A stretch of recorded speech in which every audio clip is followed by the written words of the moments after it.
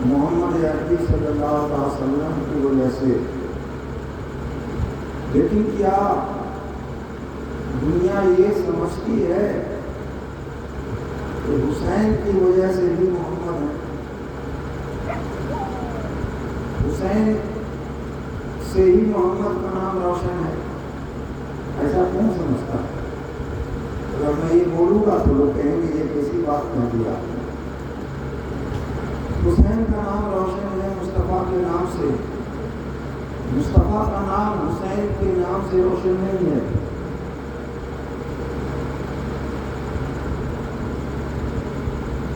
لیکن یہ فلسفہ سمجھنے کی ضرورت ہے کہ آپ نے یہ کیوں فرمایا کہ وَأَنَا مِنْ حسین. تم جانتے ہو کہ حسین کس سے ہے، لیکن میں حسین سے ہوں. اور کیجیے دنیا میں کتنے انبیاء تشریف لائے ہیں. کس نبی کا نام آپ جانتے ہو یا ان کی تعلیمات کو آپ کس نبی کی تعلیمات کو آپ جانتے ہو؟ انہوں نے کیا فرمایا، ان کی کیا شریعت تھی، انہوں نے زندگی کے ہر شعبے میں کیا کیا مسائل بتائے، کیسے رہنا ہے، کیسے جینا ہے. بس ایک ہی بات جانتے ہیں لوگ، جتنے انبیاء آئے وہ لا الہ الا اللہ کا ہی کلمہ پڑھانے کے لیے. اللہ ایک ہے، لیکن ان کی تعلیمات کو کون جانتا ہے؟ زندگی گزارنے کے لیے جو جس تعلیم کی ضرورت ہوتی ہے، جو تعلیم رہبر بنتا ہے انسان کی زندگی کے لیے، وہ تعلیمات ہے. کیوں نہیں ہے؟ اس لیے نہیں ہے کہ اس کو تو لوگوں نے بدل دیا. اس کو لوگوں نے بدل دیا، وہ تعلیم رہی نہیں.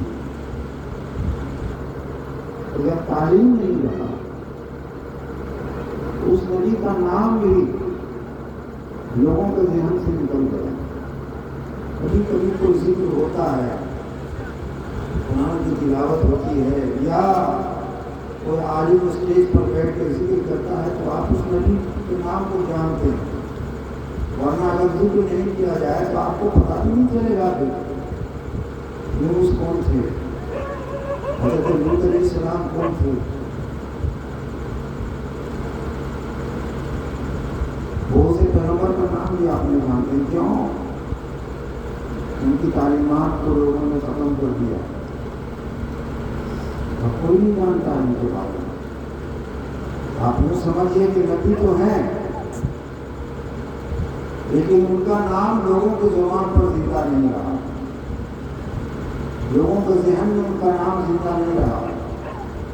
سب بھول گئے یا بھلا دیے گئے. محمد صلی اللہ علیہ وسلم،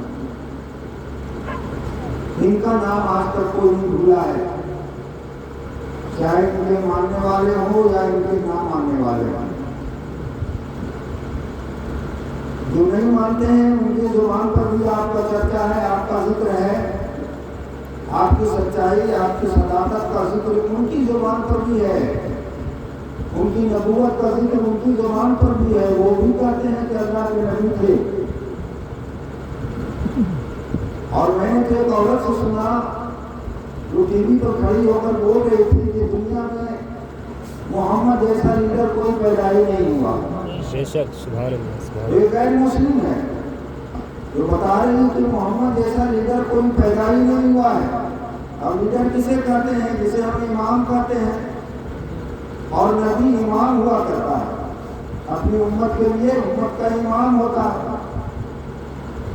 اور یہ امام ایسے ہیں کہ اللہ نے ان کو تمام نبیوں کا امام بنا دیا. امام المسلمین ہی نہیں ہے، امام المومنین ہی نہیں ہے، بلکہ امام النبیین ہے اور امام المرسلین ہے. تو سچ کہا اس نے کہ محمد جیسا کوئی لیڈر پیدا نہیں ہوا. کیوں کہا اس نے؟ محمد صلی اللہ علیہ وسلم کو جانا کیسے، اس نے کیسے پہچانا؟ آج جو لوگ دنیا میں ایمان لا رہے ہیں، جھوک در جھوک لوگ اسلام کے دائرے میں اپنے آپ کو داخل کر رہے ہیں، وجہ کیا ہے اس کی؟ صرف اسلام کا نام سن کر یا آپ جیسے اور ہم جیسے مسلمانوں کو دیکھ کر، یا صرف محمد کا نام سن کر لوگ اسلام میں داخل ہو رہے ہیں؟ نہیں، بلکہ اسلام زندہ ہے محمد صلی اللہ علیہ وسلم کی تعلیمات کی وجہ سے۔ بے شک بے شک، جو تعلیم آپ نے لوگوں کو دیا ہے، اس لیے اسے دین فطرت دین ہے، یہ فطرت ہے، انسان کی فطرت جو تقاضا کرتی ہے، محمد صلی اللہ علیہ وسلم نے وہی چیز ہمیں عطا کیا۔ بے شک اس لیے ہر قوم کے اندر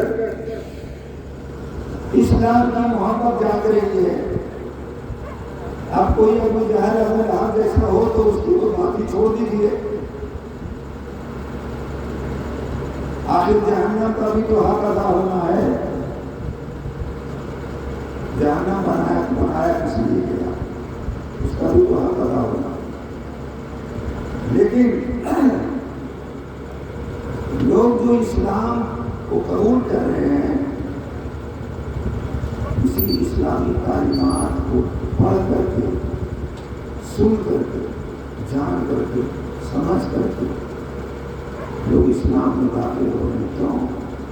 اسلام نے وہ طریقہ بتایا ہے، وہ سلیقہ دیا ہے جو طریقہ اور سلیقہ کسی مذہب میں ملتا نہیں۔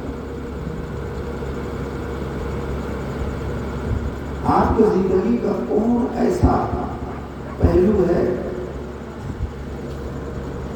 جس میں اللہ کے رسول صلی اللہ علیہ وسلم نے آپ کی رہبری نہیں فرمائی ہو؟ سونا کیسے ہے، کھانا کیسے ہے، پانی کیسے پینا، ابدس کیسے لینا،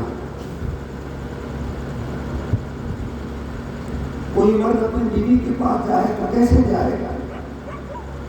یعنی زندگی کے ہر پہلو پر اللہ کے رسول صلی اللہ علیہ وسلم نے ایک ایسی روشنی ڈالی ہے جو ہمارے لیے رہبری کا کام کرتا ہے۔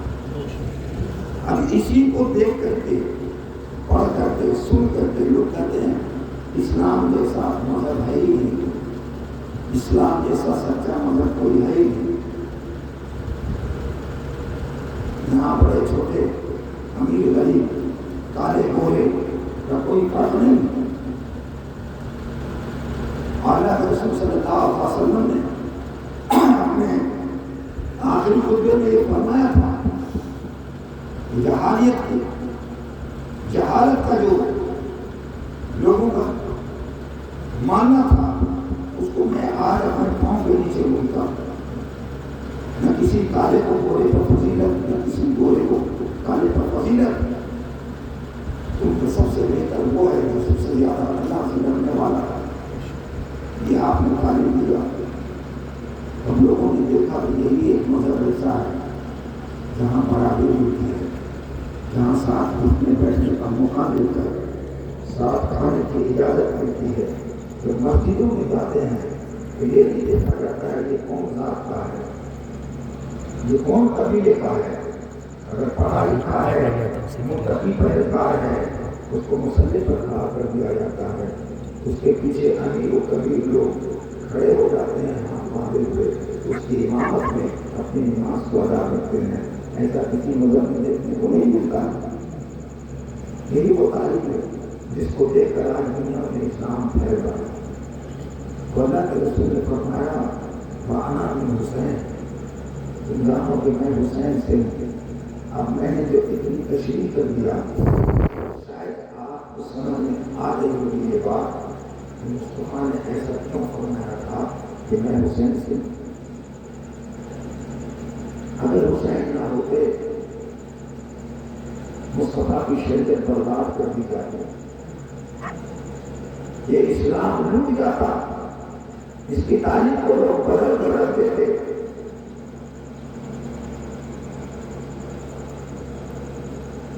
اگر حسین اس شریعت کو بچانے کے لیے اپنے بال بچوں کو میدان کربلا میں شہید نہ کرواتے، اپنا خون نہیں دیتے، تو اپنا خون دے کر کے، اپنے بچوں کا خون دے کر کے، اپنے تمام اہل و عیال کا خون دے کر کے اس شریعت محمدی صلی اللہ علیہ وسلم کو بچایا ہے، اور محمد صلی اللہ علیہ وسلم کا نام جو دنیا میں اجاگر ہے اسی شریعت، اسی قانون کی وجہ سے ہے۔ تو کہنا پڑے گا کہ آپ نے حق فرمایا کہ میں حسین سے، حسین نے میری تعلیمات کی حفاظت کی، اور یہ منصب آپ ہی کے لیے تھا۔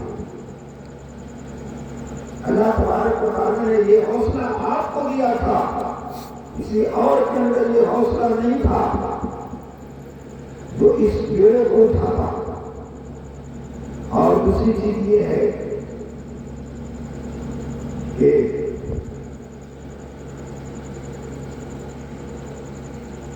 جو ہر طرح سے پاک ہوتا ہے، ہر طرح کے رزق سے مبرہ ہوتا ہے، اس کی باتوں میں کچھ اثر ہوتا ہے، اس کے ہر ایک فعل میں اثر ہوتا ہے، اس کے ہر ایک اعمال میں اثر ہوتا ہے۔ آپ نے دیکھا دین کے لیے کتنے لوگوں نے قربانیاں دی ہیں، دنوں میں تو گننا پار نہیں لگے گا، بہت لوگوں نے قربانیاں دی۔ کبھی کبھی ان کا بھی یاد ہم کر لیتے ہیں، ان کی یاد سے بھی اپنے دل کو کبھی کبھی شاد کر لیتے ہیں، لیکن یہ ایک شخصیت ایسی ہے کہ جن کی شہادت کا رنگ نہ کبھی میلا ہوا نہ کبھی میلا ہوگا۔ اتنا کثرت سے ذکر جو حسین کا لوگ کیا کرتے ہیں، کسی اور کی قربانی کا ذکر نہیں کیا جاتا ہے، چاہے وہ مسلمان ہو چاہے وہ غیر مسلم ہو۔ ان کی زبان پر بھی حسین کی صداقت، ان کی سچائی، ان کی ستھرائی اور ان کی پاکی کا نعرہ بلند ہوتا ہے۔ کیوں نہیں ہو؟ اس لیے کہ اللہ تبارک و تعالیٰ نے اپنے قرآن میں خود فرما دیا، انما یرید اللہ لیضل رسالۃ ہے۔ یہ کتنی بڑی بات ہے، ذرا اس پر غور کیجیے کہ اللہ تبارک و تعالیٰ یہ فرما رہا ہے کہ میں نے یہ ارادہ کر لیا ہے، اے نبی کے گھر والوں، نبی کے گھر والوں، کیا حسین نبی کے گھر والے نہیں ہیں؟ حسن نبی کے گھر والے نہیں ہیں؟ فاطمہ علی نبی کے گھر والے نہیں ہیں؟ علی کے گھر والے نہیں ہیں؟ جو آپ کے گھر والے ہیں ان کو اللہ تبارک و تعالیٰ نے فرمایا کہ میں نے ارادہ کر لیا ہے کہ ان کے وجود سے ہر قسم کی ناپاکی کو ہم دور کر دیں گے۔ ان کے وجود میں ناپاکی نہیں پاؤ گے،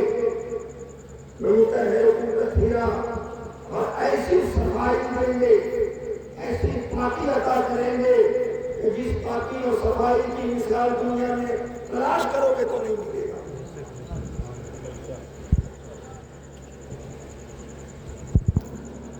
چاہے تم کتنا ہی نماز کیوں نہیں پڑھ لو، وظیفے پڑھ لیا کرو، عمر بھر سجدے میں سر جھکائے رکھو، قائم اللیل رہو، صائم الدہر رہو، وہ پاکی نہیں ملے گی جو پاکی حسن اور حسین کو مل گئی، وہ پاکی نہیں عطا ہوگی جو پاکی اللہ تبارک و تعالیٰ نے نبی کے گھر والوں کو عطا کر دیا۔ وہ تو مختار ہے، جسے جو چاہے وہ دے دیتا ہے۔ میرے پاس اعتراض کرنے کے لیے کوئی جگہ نہیں ہے۔ یختص برحمتہ من یشاء، اللہ نے فرمایا میں اپنی رحمت کے لیے کسی کو بھی خاص کر دیتا ہوں۔ تمہارا کیا؟ تمہیں جو تکلیف ہوتی ہے، تم سب میرے بندے ہو، اپنے بندوں میں سے میں بھی سچا ہوں، اسے منتخب کر لیتا ہوں، اسے خاص کر لیتا ہوں۔ بولو نبی کے گھر والوں کو خاص کیا کہ میں نے اللہ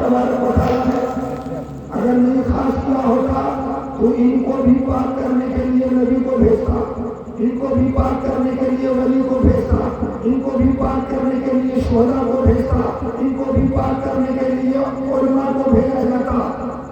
نہیں, آپ کو آپ کی باتیں کیسے ہوتی ہے؟ نبی کا زمانہ موجود ہے, لیکن نبوت اب نہیں ہوگی. اب کوئی نبی نہیں آئے گا تو نبی کے جگہ پر اللہ تبارک و تعالیٰ نے انہی کے نقش قدم پر, بلکہ یوں کے لیے کہ مظہر ذات مصطفیٰ صلی اللہ علیہ وسلم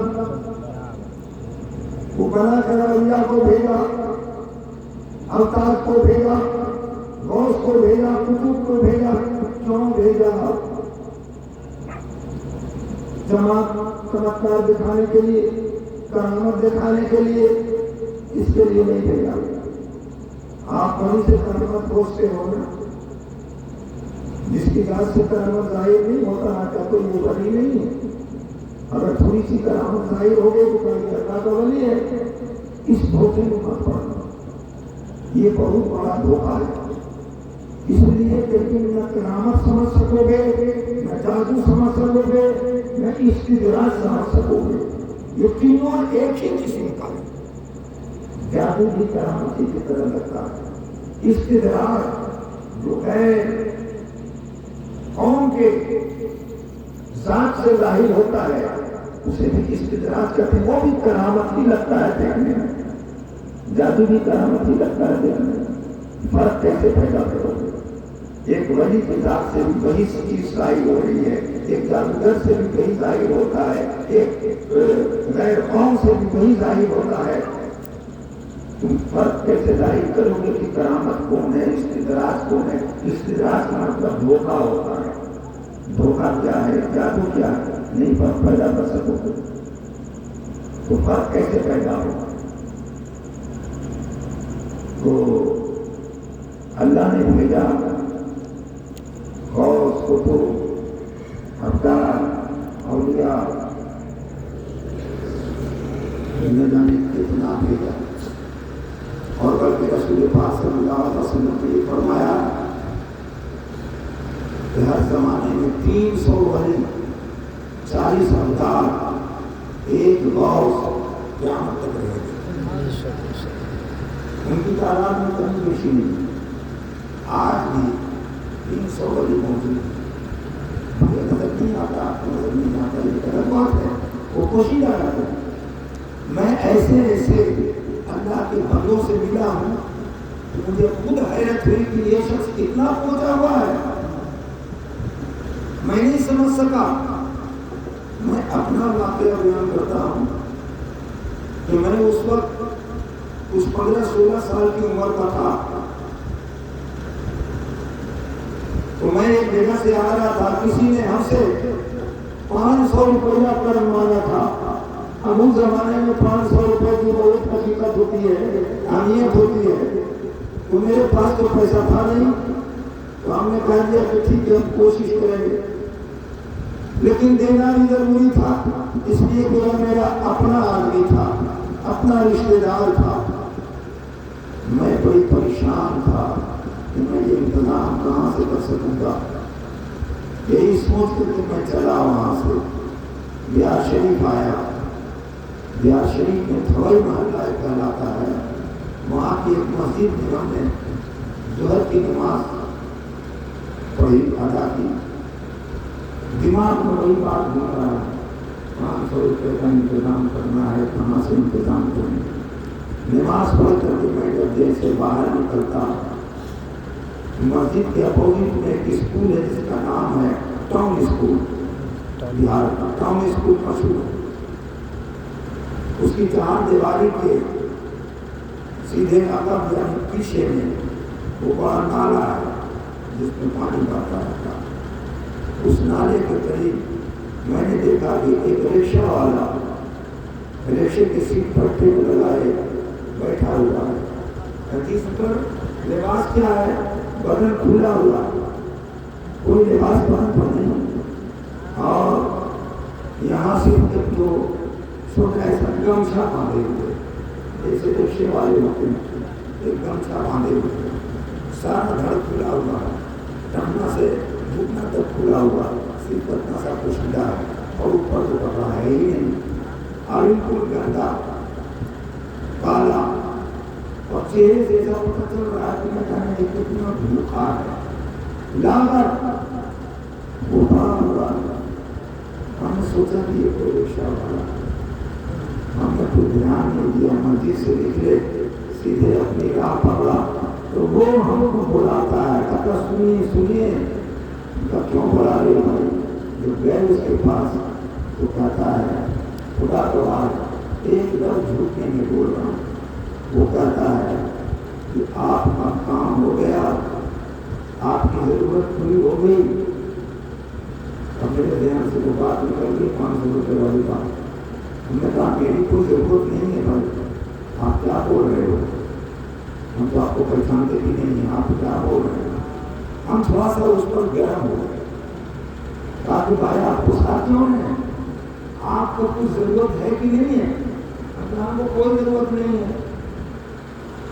آپ اسے کیا بول رہے ہیں؟ تب وہ مسکرا کر کہتا ہے کہ آپ کو 500 روپے کی ضرورت ہے نا, اور میں نے اس بات کو کسی کو کہا تک نہیں تھا. جہاں سے چلا تھا وہاں تک کسی کے کان میں یہ بات انہوں نے نہیں کہی تھی کہ مجھے 500 روپے کی ضرورت ہے. اس بات کو میں صرف اپنے دل میں رکھے ہوا تھا. جب گاؤں آتا تب بھلے کسی کو کہتا کہ بھائی 500 روپے کی ضرورت ہے مجھے دو. مندیار شریف میں کس کو کہتا تو کسی کو پتا نہیں تھا. وہ بات میں جانتا تھا, میرے دماغ میں وہ بات تھی. اور وہ شخص بولتا ہے کہ آپ کو 500 روپے کی ضرورت ہے نا. تب میرا دماغ جو ہے تو ٹھنکا.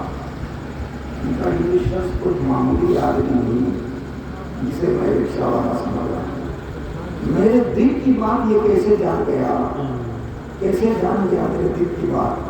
تب ہم نے کہا کہ حضور, اب رکشے والوں کو میں حضور کہہ رہا ہوں کہ حضور یہ تو بتائیے کہ میں نے کسی سے کہا نہیں, آپ کو پتہ کیسے چل گیا کہ مجھے 500 روپے کی ضرورت ہے, ذرا بتائیے. تو وہ ہنسنے لگا, کہا کہ چھوڑیے کیسے پتہ چل گیا, میں یہ کیا بتاؤں. بلکہ میں یہ کہتا ہوں کہ مسجد میں آپ ابھی نماز پڑھ کے آئے ہیں, وہاں دیکھیے پورا شخص بیٹھا ہوا ہے ٹوپی لگائے ہوئے ناٹے صاحب, آپ اس کو جا کر بولیے, آپ کو فوراً وہ 500 روپے نکال کے دیں گے اور آپ کی ضرورت پوری ہو جائے گی. ہم نے کہا کہ یہ ہم سے نہیں ہو سکے گا کہ میں کسی کے آگے ہاتھ پھیلاؤں جا کر کے. کہا بھائی آپ جائیے, تو وہ اسی کام کے لیے آپ جائیے, ہم سے نہیں ہو گئے. جب اس نے کہا کہ تو ٹھیک ہے آپ جائیے, ہم سیدھے چلے آئے اپنے گاؤں اور سوچتے رہے کہ وہ کون شخص تھا. ضرور کوئی اللہ کا محبوب بندہ تھا. پھر دوسرے دن جب انتظام تو ہو نہیں سکا, میں دوسرے دن جب گیا وہاں جہاں ہم کو دینا تھا پیسہ, تو معلوم ہوا کہ کوئی شخص آ کر 500 روپے دے. سبحان اللہ سبحان اللہ. اب یہ ذکر میں نے اس لیے کیا, یہ زمانہ زیادہ دن کا نہیں ہے, 40-50 برس ہو رہا ہے. پتہ یہ چلا کہ اللہ کا وہ ولی تھا, کوئی ابدان تھا, اور وہ جو بیٹھے ہوئے تھے ممکن ہے کہ وہ کوئی غوث وقت ہو یا قطب ہوں جن کی طرف اس نے ہم کو بھیجنا چاہا تھا. تو اللہ کے رسول نے فرمایا کہ 300 ولی, ایک قطب یعنی غوث اور 40 ابدال قیامت تک ہمیشہ موجود رہیں گے ہماری امت میں.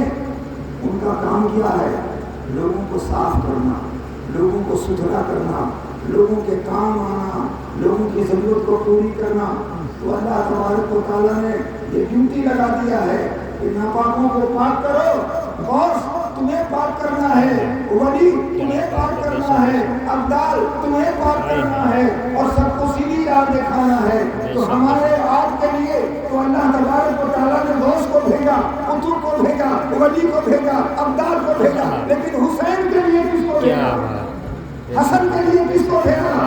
فاطمہ کے لیے کس کو بھیجا؟ علی کے لیے کس کو بھیجا؟ کسی کو نہیں بھیجا. نبی تو موجود تھے, ان کی موجودگی میں اللہ تبارک و تعالیٰ فرماتا ہے کہ انہیں غوث پاک نہیں کریں گے, قطب پاک نہیں کریں گے, ابدال پاک نہیں کریں گے, انہیں میں पाक करूंगा, सुभान अल्लाह, सुभान अल्लाह, सुभान इन्हें अल्लाह, मैं सुभान पाक अल्लाह। करूंगा। इन्नमा युरिदुल्लाह लियुतिम्मा बैत, मैंने ये इरादा कर लिया है। ऐ मुस्तफा, आप औरों को देखिए, इन्हें छोड़ दीजिए, सुभान अल्लाह, बेशक बेशक। इन्हें छोड़ दीजिए। इनकी नापाकी का जिम्मा मैं लेता हूं। मैं इन्हें पाक करूंगा और ऐसा पाक करूंगा कि जिसकी मिसाल नहीं मिलेगी। भाई हम किसी को पाक करते हैं, कल होते वो नापाक भी हो जाता है, हो जाता है नहीं, कहने की बात नहीं है। सरकार दो आलम सल्लल्लाहु अलैहि वसल्लम के दस्ते मुबारक पर हाथ रखने वाले भी मुनाफिकीन में आए, वो भी बाद में मुर्तद हो गए, पाक होके फिर नापाकी की तरफ बढ़ गए। पढ़े या नहीं पढ़े? अल्लाह तबारक व तआला फरमाता है कि मैं ऐसा पाक करूंगा कि जिसकी मिसाल ही नहीं मिलेगी, कहीं मिसाल नहीं मिलेगी। और हक ये है कि कहीं मिसाल नहीं मिलती है, तो हुसैन की पाकी की मिसाल नहीं मिलती है, हसन की पाकी की मिसाल नहीं मिलती है, अली की पाकी की मिसाल नहीं मिलती है, फातिमा ज़हरा की पाकी की मिसाल नहीं मिलती है। जितने भी अहले बैत में शामिल हैं, उनके पाकी की मिसाल दुनिया में नहीं मिलेगी और उन्हें कोई पाक कर भी नहीं सकता है, इसलिए कि वो पाक बना करके भेजे गए। बेशक बेशक, सुभान अल्लाह, सुभान अल्लाह। अब उनकी मौजूदगी में ऐसे पाक शख्सियत की मौजूदगी में एक नापाक की एंट्री हो जाती है, जिसका नाम यजीद इब्न मुआविया। अब बोलो क्या कुरान क्या कहता है? कुरान को मानोगे या किसी और को मानोगे? अभी यहाँ पर इतने लोग बैठे हुए हैं, आप अपनी समझ से बताओ कि ईमान किसको बनाओगे, किसको चुनोगे? मैं इस लायक हूँ या ना हूँ ये अलग बात है, लेकिन आप हमें को चुनिएगा, हमें को चुनिएगा कि नहीं, ईमानों के लायक आप हैं, आप ही बढ़िए और किसी को नहीं चुनिएगा। तो हुसैन के होते हुए यजीद को कैसे चुन लिया जाता? क्या बात, बेशक बेशक। हुसैन के होते हुए यजीद कैसे चुना जाता? और हसन के होते हुए उनके मुखालिफ को क्यों चुना जाता और कैसे चुना जाता? अली के होते हुए उनके मुखालिफ को कैसे चुना जाता? अगर चुना जाता तो ये नाइंसाफी होती, और अगर चुना गया तो ये नाइंसाफी है। इसलिए कि अल्लाह तबारक व तआला का कलाम ऐलान कर रहा है कि नबी के घर वाले पाक हैं, पाकी लेना है तो उनसे लो। ये खलीफतुल मुस्लिमीन बनेंगे तो तुम्हें मुसलमान बना देंगे, ये इमामुल मुस्लिमीन बनेंगे तो तुम्हें मुसलमान बना देंगे। अगर वो बनेगा तो तुम मुसलमान नहीं रहोगे, नबी की तालीम को भूल जाओगे, नबी की तालीम को बर्बाद कर डालोगे। एक ऐसे शख्स को तुमने उस मनसब पर खड़ा कर दिया, उस मनसब पर बैठा दिया जो इसका हल नहीं है, ये उसका लायक नहीं है। अब रहा ये भी अल्लाह तबारक व तआला को दिखाना था ने। अब कहते हैं कि बेगैर मर्जी खुदा कुछ नहीं होता है, बेशक बात तो सही है। कुछ लोग कहते हैं कि ये तो मर्जी मौला था, ये अजीब खलीफा बन गया, बेगैर मर्जी खुदा के कुछ होता नहीं है। और अल्लाह ने कुरान में फरमाया मैं ही चाहता हूँ जिसे हुकूमत देता हूँ, जिसे चाहता हूँ हुकूमत छीन लेता हूँ। एतराज क्यों करते हो भाई? यजीद को अल्लाह ने हुकूमत दी तो हुकूमत वाला हो गया, हुसैन को नहीं दी तो आप नहीं हुए। सिर्फ इस पहलू को मत देखो, ये भी देखो कि हुसैन को अल्लाह तबारक व तआला ने एक सबक बनाकर भेजा, एक सबक आपके लिए बनाकर भेजा कि जब कभी भी हमको सदाकत की बात आए तो हुसैन की तरह अड़ जाना, हुसैन की तरह अड़ जाना। ये तालीम हुसैन से ही दुनिया वालों को मिलेगी और मिला है। अगर आप माना क्या वो तो खलीफतुल मुस्लिमीन है, थे, हैं, रहेंगे और क्यों नहीं रहेंगे? जब जन्नत का सरकार है तो दुनिया का सरकार क्यों नहीं हो सकता है? जन्नत से अच्छी जगह दुनिया तो नहीं है, जन्नत के मुकाबले में दुनिया तो बिल्कुल मामूली सी चीज है। تو جو جنت کا سردار وہ دنیا کا سردار کیسے نہیں رہے گا؟ تو سردار تو ہیں وہ، تھے بھی، ہیں بھی، رہیں گے بھی، لیکن بظاہر جو حکومت اس کے ہاتھ میں آئی تو پھر معاملہ کیا ہوا؟ اس کے ظلم و ستم کو دکھانا تھا اللہ تبارک و تعالیٰ کو، جو اس نے مدینہ کی گلیوں میں ڈھایا ظلم، جو اس نے مسجد نبی کی بے حرمتی کی، یہ بھی دکھانا تھا اللہ تبارک و تعالیٰ کو۔ دیکھ لیا دنیا والوں نے، اور حسین کی جرت کو بھی دکھانا تھا، ان کی سچائی اور صداقت کو بھی دکھانا تھا، ان کے حوصلے کو بھی دکھانا تھا، دین کے لیے قربانی کیسے دی جاتی ہے اس کا سبق بھی دلوانا تھا لوگوں کو حسین ہی کے تو دلوا دیا اللہ تبارک و تعالیٰ نے۔ اگر آج حسین میدان کربلا میں اتنی ہمت اتنی جرت نہ دکھائے ہوتے تو اگر دین کا کوئی معاملہ آج پیش ہوتا تو آپ کیا کرتے؟ کس کو رہبر بناتے؟ کس کے نقش قدم پر چلتے؟ آپ بھی اپنے دین کو برباد کر دیتے، جو جیسے کہہ رہا ہے ویسے مان لیتے۔ اس لیے کہ حسین نے بھی تو مان لیا تھا، جب حسین نے مان لیا غلط لوگوں کو تو ہم مانیں تو کیا ہے؟ تو انہوں نے نہ مان کر کے اپنی قربانی دے کر کے ہمیں اور آپ کو یہ بہترین سبق دیا ہے، وہ ہمارے راہبر ہیں کہ ہمیں سچائی کے راستے پر چلنے کی رہبری عطا کی ہے۔ بے شک بے شک، یہ ہے کربلا کا مقصد۔ اور جنگ جو ہے یزید مورچہ جیتا ہے جنگ ہارا ہے، مورچہ جیتا ہے جنگ ہارا۔ میں یہ کہتا ہوں کہ مورچہ بھی نہیں جیتا ہے، مورچہ بھی نہیں جیتا ہے، اور جنگ تو پھر جیتا ہی نہیں ہے۔ مورچے پر آیا جب امام حسین اس کی فوج کی دہشت میں آ جاتے، بھوک سے بےتاب ہو جاتے، پیاس سے بےتاب ہو جاتے، بچوں کی آہو فغان سن کر بے صبرا ہو جاتے، اور بے صبرا ہو کر کے یہ اعلان کرتے کہ بھائی میں یزید کے ہاتھ پر بیعت کرنا چاہتا ہوں۔ تب ہوتا کہ آپ مورچہ ہار گئے، یزید مورچہ جیت گیا، لیکن آپ جنگ کے مورچے پر بھی اسی طرح کھڑے رہے جس طرح کھڑے ہونے کا حکم اللہ تبارک و تعالیٰ نے آپ کو دیا تھا۔ فاصبر لحکم ربک ولا تطع منهم آثما او کفورا۔ یہ حکم الہی تھا، اے حسین اپنے رب کے حکم پر قائم رہنا، ولا تطع، اور کبھی اطاعت مت کرنا کسی فاسق، کسی گنہگار، کسی ظالم، کسی ناشکرے کی اطاعت مت کرنا۔ اب بولو کہ یزید ناشکرا تھا یا نہیں، فاسق تھا یا نہیں، گنہگار تھا یا نہیں، ظالم تھا یا نہیں؟ تھا نا؟ بالکل۔ تو آسمان اب کو پورا یہ آیت کدھر جا رہی ہے آپ کو پتا چل گیا ہوگا کہ یہ آیت نے رخ موڑا ہے یزید کی طرف، رخ موڑا ہے یزید کی طرف۔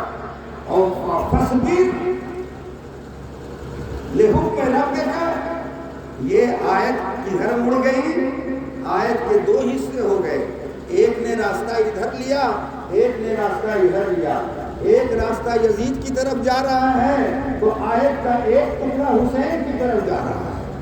فاصبر لحکم ربک، یہ آیت کا ایک حصہ حسین کو تلاش کر رہا ہے، اور آسمان کا کفورا یہ جو ہے یزید کی طرف جا رہا ہے نا؟ اور تو صبر کے ساتھ اللہ کا یہ حکم تھا کہ صبر کے ساتھ ڈٹے رہنا میدان میں۔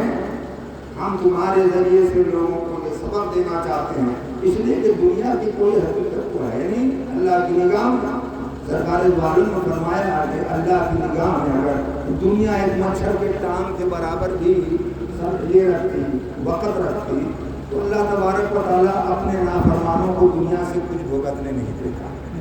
دنیا انہیں دیتا ہی نہیں. لیکن دیکھ لو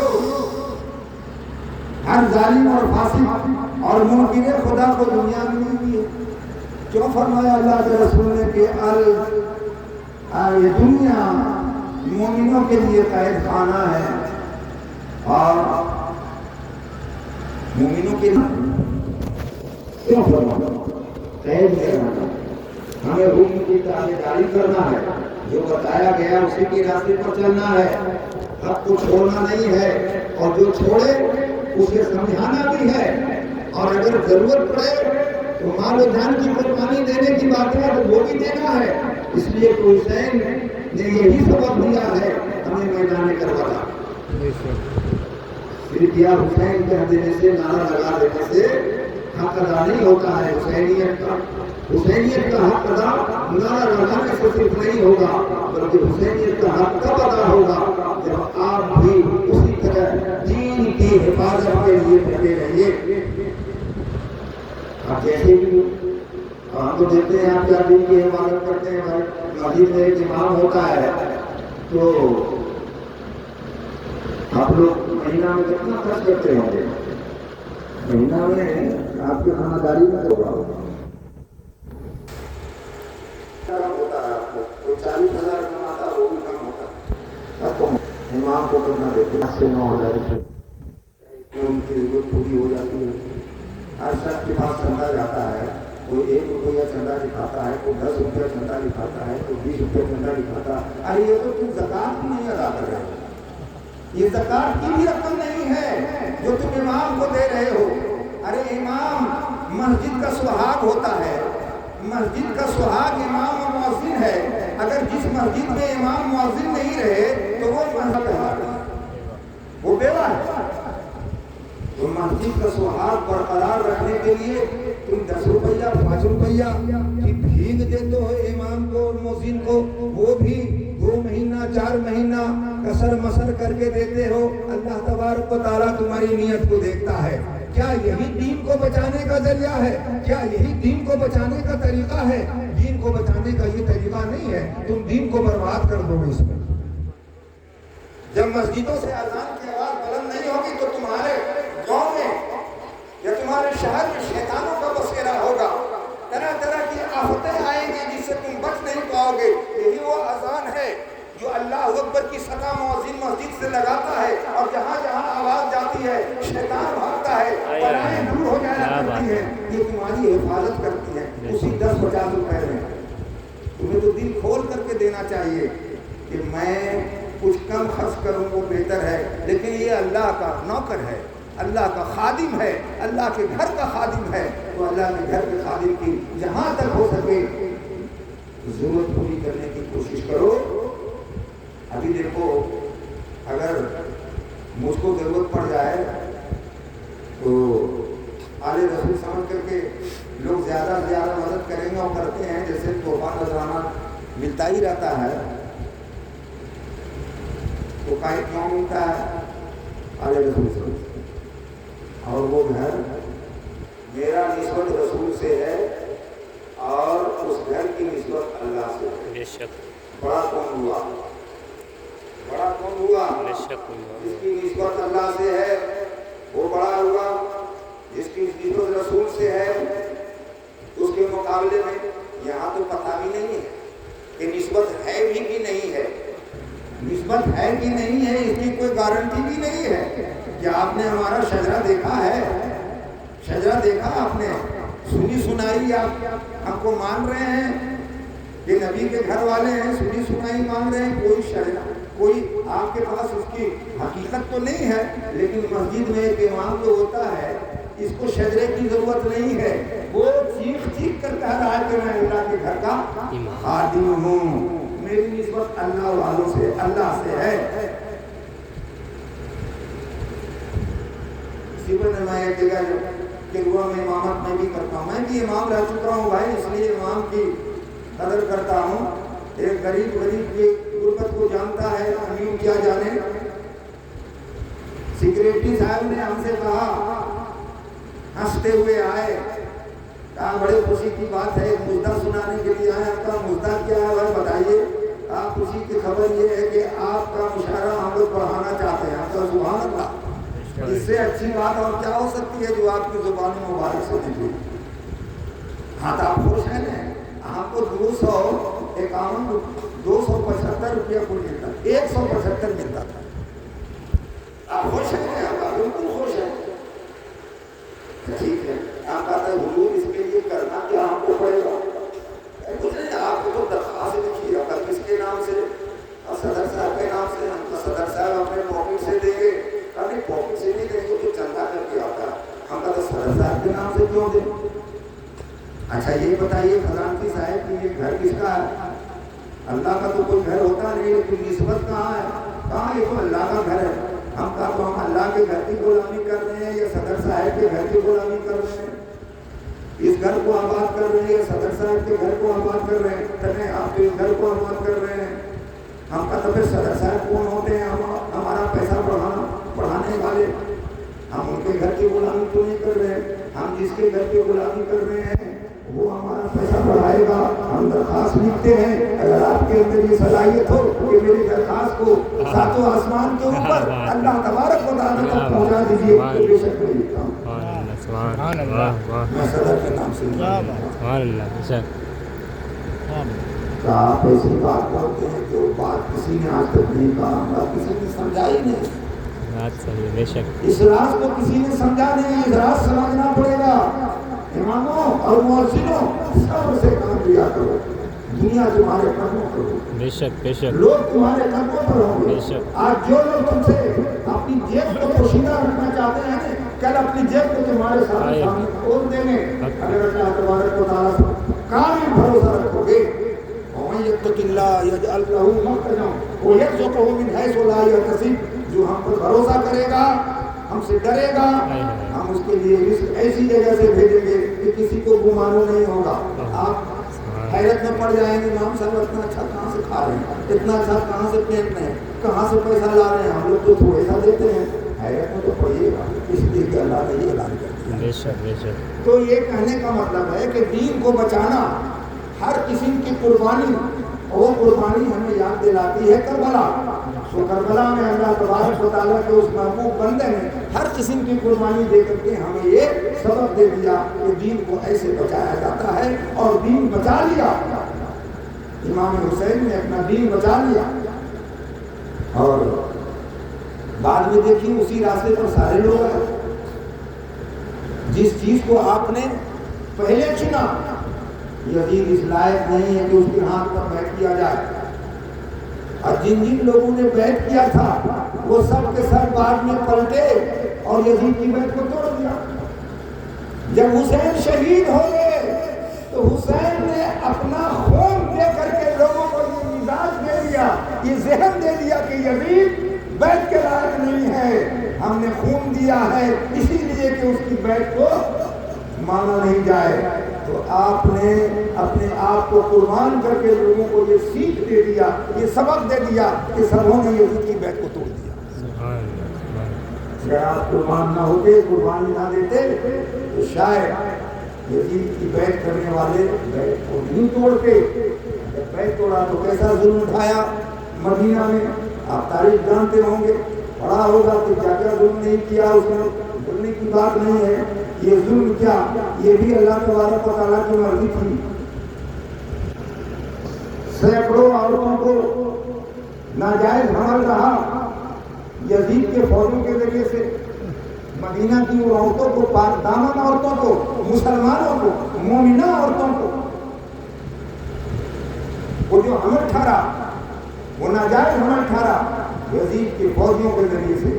اس لیے کہ حکم تھا کہ 3 دن تم پر حلال ہے مدینہ، جو چاہو سو کرو، جس کی چاہو گردن اڑا دو، جس کی چاہو عزت لوٹ لو. مسجد نبی میں گھوڑے باندھ دو، اونٹے باندھ دو، لیڈ کرواؤ، ناپاک کر دو. اس لیے کہ یہ منبر رسول ہے. منبر رسول کو ناپاک کرنا کیا وہ مسلمان ہو سکتا ہے؟ اب بھی کہو کہ وہ مسلمان تھا، اب بھی کہو کہ وہ رحمت اللہ علیہ ہے، اب بھی کہو کہ وہ لانتی نہیں ہے. اگر نہیں ہے، نہیں کہتے ہو تو خدا کی قسم تمہارے اندر ایمان کا دل بھی باقی نہیں. تم نے اپنے ایمان کو بالکل کھوکھلا کر دیا، تم مردہ ہو گئے ہو، تم نے ایسے لوگوں کو اپنا سردار مان لیا، اپنا امام مان لیا، اپنا خلیفہ مان لیا جسے اللہ تبارک و تعالیٰ نہ پسند کرتا ہے، نہ اس کا رسول پسند کرتا ہے، نہ کوئی اللہ کا نیک بندہ پسند کرتا ہے۔ بے شک بے شک۔ تو یہ ظلم و بربریت جو اس نے کھایا، یہ اس کی ظلم کی کہانی تھی۔ یہ اللہ کی مرضی تھی کیا؟ کہ اللہ چاہ رہا تھا معاذ اللہ کہ مومنہ پردہ نشی عورتوں کے ساتھ غلط حرکت کیا جائے، یہ خدا چاہ رہا تھا؟